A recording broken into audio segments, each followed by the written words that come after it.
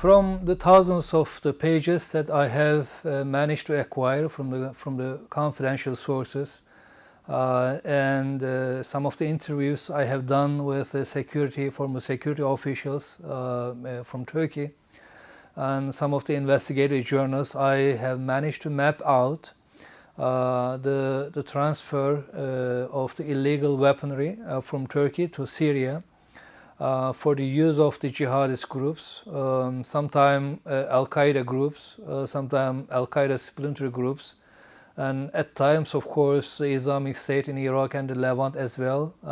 They were able to use these weapons in their proxy wars. The Turkish government know very well that when you send, these shipments of heavy weaponry to, several groups in Syria, essentially those weaponry they will be, distributed to other groups. They were being sold, they were being, stolen, and through other means, it's been scattered all over the Syria. And these shipments, of course, they have been illegal under the Turkish laws, and it was illegal, of course, under the international laws, because the Turkish government, or rather the government of President Recep Tayyip Erdogan, has been fanning out and fueling the armed conflict in the neighboring country. The way this operation worked, it was overseen by the Turkish intelligence agency, a select group within the intelligence agency, by the way. It was authorized by then Prime Minister and now the President of Turkey, Recep Tayyip Erdogan, personally. And it was run by a specially tasked group from the airport in the Turkish capital all the way to the border provinces in Turkey next to Syria, and from there it was shipped to these jihadist groups. In most of the time, the planes, they were bringing the weaponry to the airport, Esenboğa airport, unloading them in a not very crowded spot. It's called Airport Tarmac 5, away from the prying eyes. It was a very secluded spot in the Turkish airport, and from there it was overseen by the chief intelligence protocol officer assigned to the airport. It's called Uğur, goes by the first name. And the nickname is called Liar, as one of my sources was describing him to me. And the trucks, they were brought in to the tarmac next to the planes, and from there the arms were transferred, and from there, of course, they were driven all the way to the Turkish border provinces. The mark on the planes, according to one of my sources, is showing the Qatari flag, which is not surprising, of course, because the Qatari government and the Turkish government, they have been funding, they have been arming the jihadist group in Syria and some other countries, of course, and that's not surprising to me at all. Since these shipments were not authorized and they were not screened by the customs, they were not registered as an import or an export, because it was going out of Turkey through the land border, coming into Turkey through the airspace, but there were no paperwork filled, no registration at all, no record whatsoever. And that's one of the main reasons, actually, the local government officials, the local law enforcement agencies in the border provinces, when they get alert on these shipments on two occasions, one on January 1st, 2014, and the other in January 19, 2014, the prosecutors ordered the intercept of these trucks, search and seizure warrants were issued, and the local law enforcement officials, of course, acting on the prosecutors' orders, they had to search the truck, seize the content, and run the investigation as part of the prosecutor's investigation file. On the first case, on January 1st, they managed to intercept the trucks, one truck and one escort car, but they failed to search the content because of the Turkish government interference. In Turkey, there is no judicial force. The prosecutors, under the court authorizations, of course, they delegate the search and seizure warrants to either police or the military police, which is called jandarma.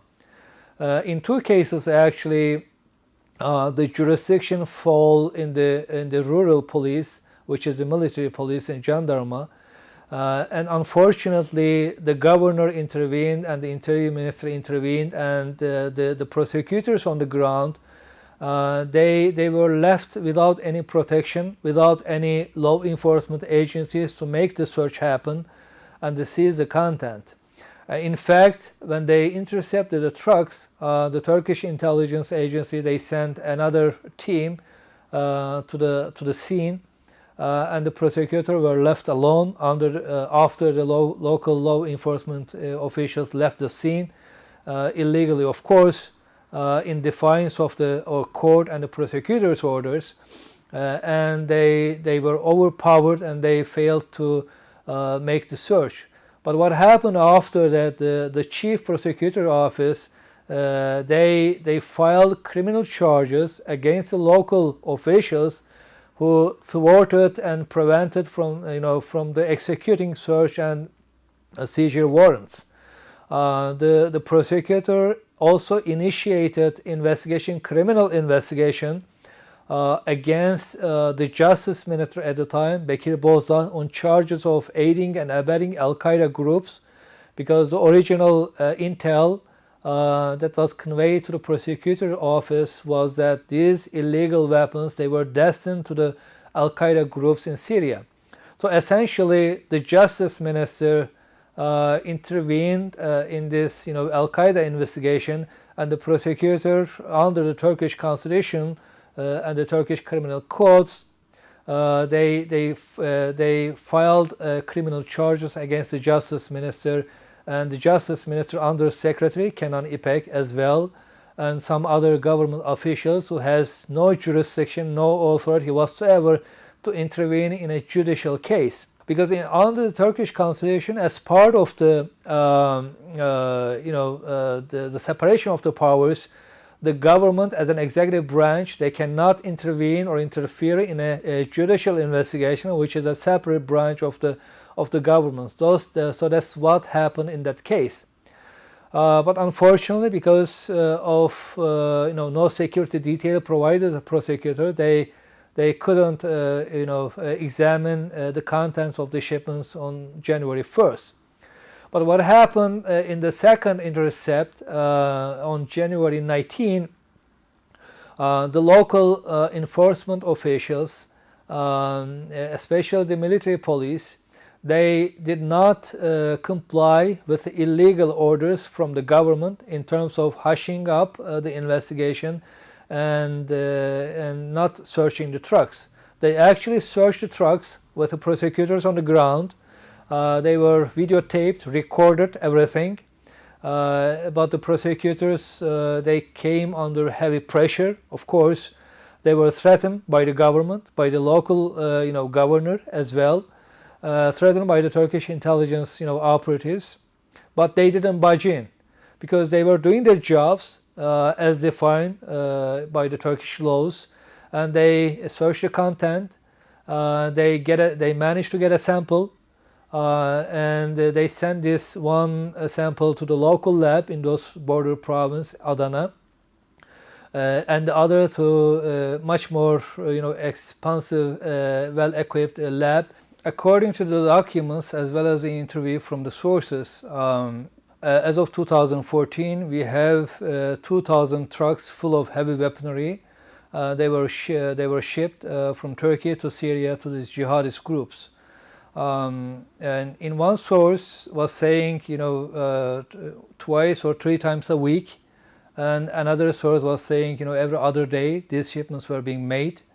In fact, there is a separate, court case from Turkey, which is about the leaked, confidential conversation that was done in the Turkish Foreign Ministry with the attendance of the head of the Turkish intelligence agency and the number 2 from the Turkish military, as well as the senior officials from the Turkish Foreign Ministry. They were actually discussing a false flag operation, how to create a pretext for Turkey to launch a military incursion into Syria. And the Turkish intelligence head, the chief of the Turkish intelligence, Hakan Fidan, was telling to the others that they have his guys from the Syrian side. They can shoot a couple of mortars to the Turkish side to create this pretext. And he was, in this leaked recording, he was also saying so far they managed to send 2,000 trucks loaded with the weapons to the jihadist group in Syria. These leaked recordings, they were later turned into a witch hunt investigation into law enforcement officials in Turkey. But as part of this court case in January 2019, the court verified the authenticity of these leaked audio recordings. So essentially the Turkish government shot itself in the foot by having this leaked audio recording verified through the trial procedures in the Turkish court. And of course there are other evidence that tell us more than 2 shipments were done with regard to Syria. The local prosecutor, when they start the investigation after the intercept of the shipment, they ordered the local police to check the traffic camera records, which were surveilling the incoming and outgoing traffic in the city centers or sometime on the highways. And they run the license plate of the escort car in one case, and in another one they run the license plates of the trucks, and it showed these trucks and the escort car run by the Turkish intelligence. They have been spotted and recorded by these traffic cameras from 2012, 2013. So there is another indication, another hard evidence for us to make sure that this operation is not just isolated to these 2 intercepts in January 2014. It was done from 2011, 2012, and possibly going on even today. And another reason, of course, the Turkish intelligence agency, when they caught with these shipments, they failed to provide any documents which showed the government authorized under the Turkish laws to make those shipments. They were illegal. And after that, of course, the Turkish government rushed an amendment to the intelligence bill from the parliament to make sure the Turkish intelligence can actually transport illegal arms, just to trying to cover their bases. But after the investigation started, in those top secret documents, we have seen the Turkish intelligence agency own up those trucks, which is quite unusual because the standard operating procedure for the Turkish intelligence, when something goes south, they actually deny any responsibility. They don't confirm they were involved. But in those cases, they actually confirmed they were involved. There were a couple of documents from the Turkish intelligence signed by the number 2 in the Turkish intelligence on behalf of the chief of the Turkish intelligence, verifying all these shipments done by the Turkish intelligence. It's not just the arms, by the way. The second intercept of the trucks on January 19, when we trace back to original, where this actually the intel came from, in Ankara, in the capital, the jandarma, the Turkish military police, they have been looking into drug trafficking and the illegal, illegal vehicle shipments to Syria. They actually, arrested some of the, people with respect to this drug operation and the car hijacking, stolen trucks and the cars. And some of those trucks, they were actually transported to Syria. You see from these ISIL and Al Qaeda, groups, the flatbed pickup trucks on the back they mount with artillery weapons, and some of those trucks actually coming from Turkey, and they crack down on these networks. But amazingly, when they followed the leads from the suspects, from the wiretaps and other evidence, they found out, 7 of those people, suspects in this case, and this illegal drug bus operation and the hijacking of the vehicles. 7 of them actually working for the Turkish intelligence. Actually, 6 of them working, and 1 wasn't working, but his wife actually working for the Turkish intelligence. So it's not just transporting the illegal weaponry, but also drug, stolen trucks and the vehicles, and also transporting the foreign jihadist fighters, which wasn't included in this report, but I wrote about that before. In January 10, 2014, the Turkish intelligence actually sent buses to Syria to pick up the ISIL militants and transported them through the Turkish territory and injected them into Turkey, into Syria in another border crossing, to make sure that the balance of the fight actually works in favor of the ISIL. So there are so many evidence that we can identify from this case file. And Levent Kenneth, for example, is also included in this report, one of the top-notch investigative journalists who used to run a Turkish daily called Meydan before the government seized and shut down, and he had to flee to Turkey. He ran 2 headline stories back in those days, in 2015, if I remember correctly.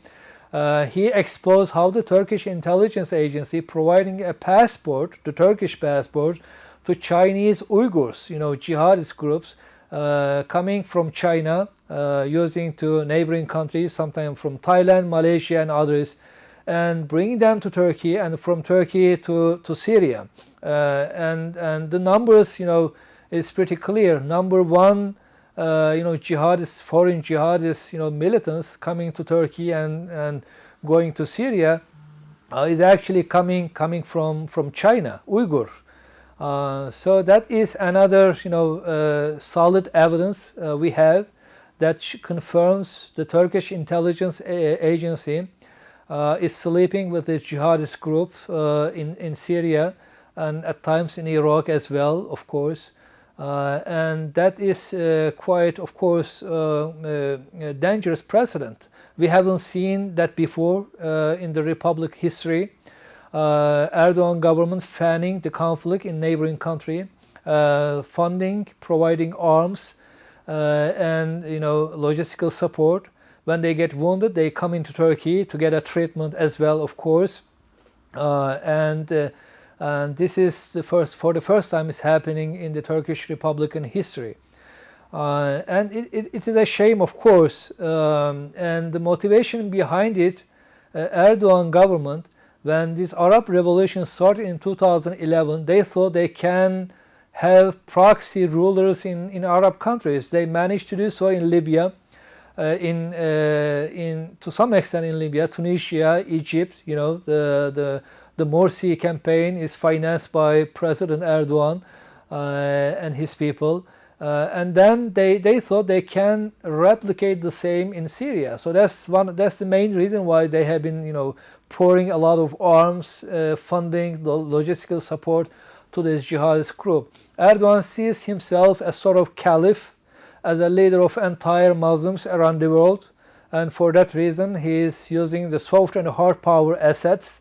And in this case, he has been supporting the hardcore militants in Syria, which is, of course, posing a lot of threats, not only to the Turkish national security, because Turkey is predominantly a Sunni country.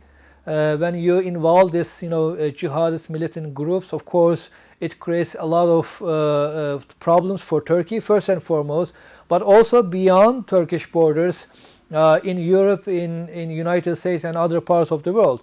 In most of the militants who bombed, committed suicide bombing in the European capitals, from Paris bombers to Brussels to Stockholm and St. Petersburg to London, all have spent some time in the past in Turkey, use the network in Turkey, while the Turkish intelligence providing help and facilitating their travel. And later on, they came back to their home countries and engage in terrorist activities. So that is what we are facing when we look at the Erdogan government in Turkey, and I'm sure there are more evidence will come out in the future, which will reveal the extent of this illegal operation run by the Turkish intelligence agency with the direct orders from the President Erdogan.